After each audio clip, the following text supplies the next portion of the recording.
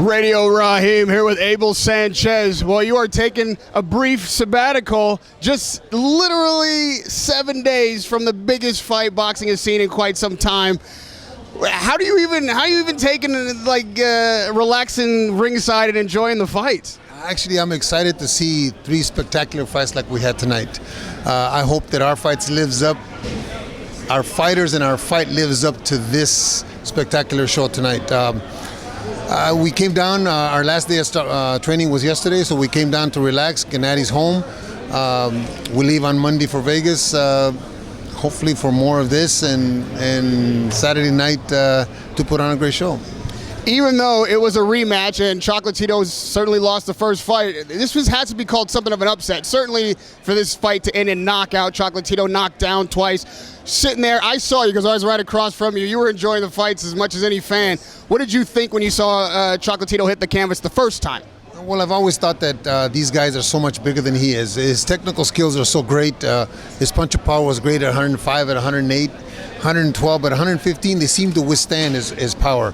And when you have a guy like this Thai guy moving him back with anything he hit him with, not that he was hurting him, but you could see how physically strong, much stronger he was than Chocolatito.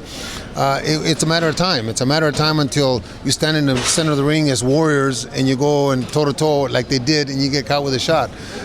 They're just too, in my opinion, they're just too big for him.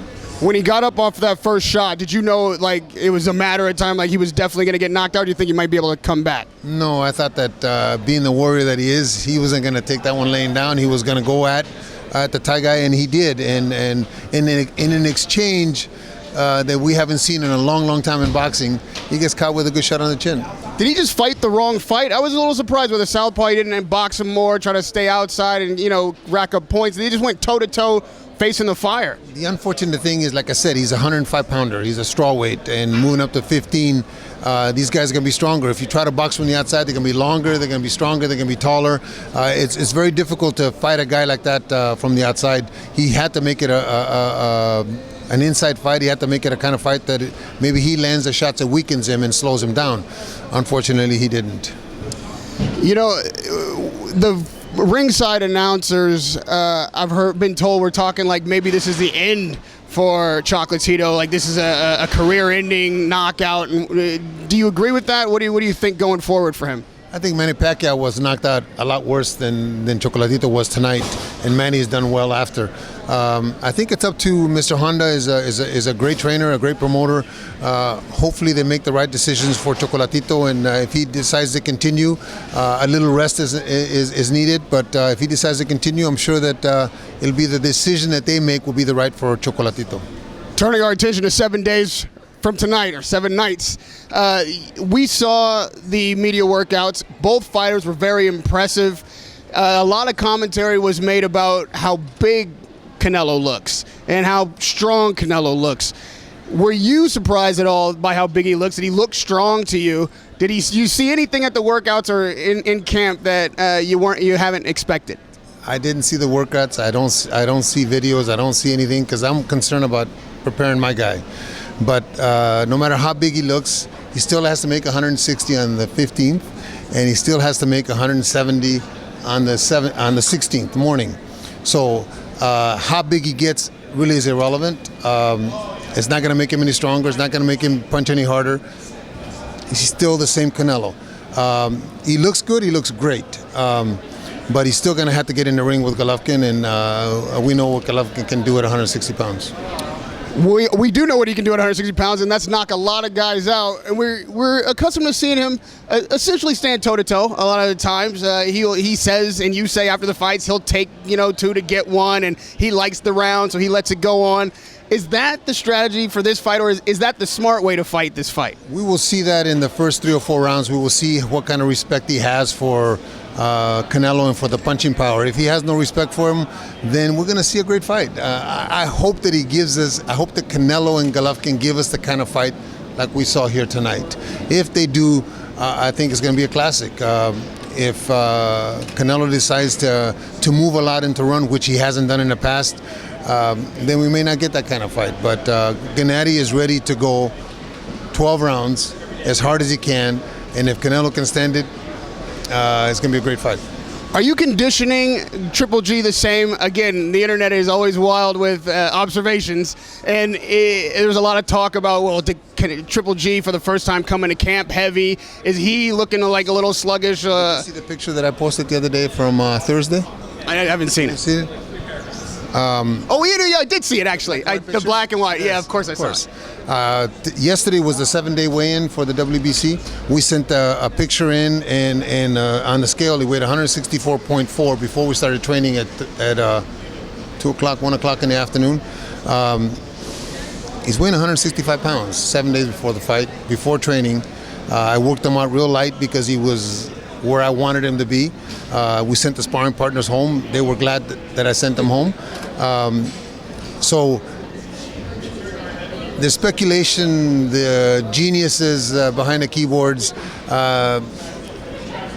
they seem to know more than we do, or know things that we don't do, or that we know, and we're standing right in front of the fighter. So it doesn't really matter to me what people say. All that matters is that I prepare Gennady to be the best Gennady can be on the 16th, and hopefully Canelo will be also, and we're going to be surprised, I think, at the outcome, how dominant Gennady will be. Is this a speed versus power fight? I mean, Canelo looks quick, and they talk about that being one of his assets. Even you've mentioned that. Are these the two most important elements of the fight? Well, just like when Marvin fought Ray, it was kind of the same scenario. You had a speedster in Ray moving up from 147, and you had the established champion in Marvin who was knocking everybody out, or at least dominating everybody. That may be, but that's the bull in the matador. And if that's what it is, and they both come to fight, and they both come to show their wares, an explosive, dramatic fight. Are you expecting at all for Canelo to gas? Like, that's the knock on him, that late in fights he gets tired, he gets winded. Is that part of your game plan? And if there was one element that you would say is the most important thing for Triple G to do, what would that be? Presence. I think presence. I think you need to be in front of Canelo and make Canelo work. I don't think he's going to gas out. I think that they figured that one out. I think that we, as coaches, have a couple fights to decipher what is not being done or what is being done right, and I think this is the biggest fight of both of their careers, notoriety, like as far as the public is concerned. So I think it's important for us to make sure that we got all our I's crossed and T's dotted, so that night, whatever was happening wrong in the past doesn't happen. But I think Gennady's presence will be a big key in winning the fight. And lastly, Abel, when you're in Las Vegas and it's a huge fight, we know that, again, Triple G is willing to take shots. Are you at all concerned that a knockout is necessary? Like if some people thought Daniel Jacobs won the fight, it was definitely a close fight. If it comes down to something like that, he could lose on the cards. Does he need a knockout to win this fight? And are you at all concerned about the scorecards being tilted towards Canelo? I think you always have to be concerned. I think that you always have to remember some of. We almost had one here tonight. They announced it wrong, but we almost had one here tonight. It was a closer fight than I thought. We always have to be concerned, but if we do our job, then it shouldn't be that close. If we know that can happen going into a fight, then if that happens to us, then it's our fault, because we didn't do enough in the fight maybe to make it so wide apart that it wouldn't happen. But I have faith in the Nevada Commission and in the judges that they've appointed, and the referee, to keep it on a level playing field.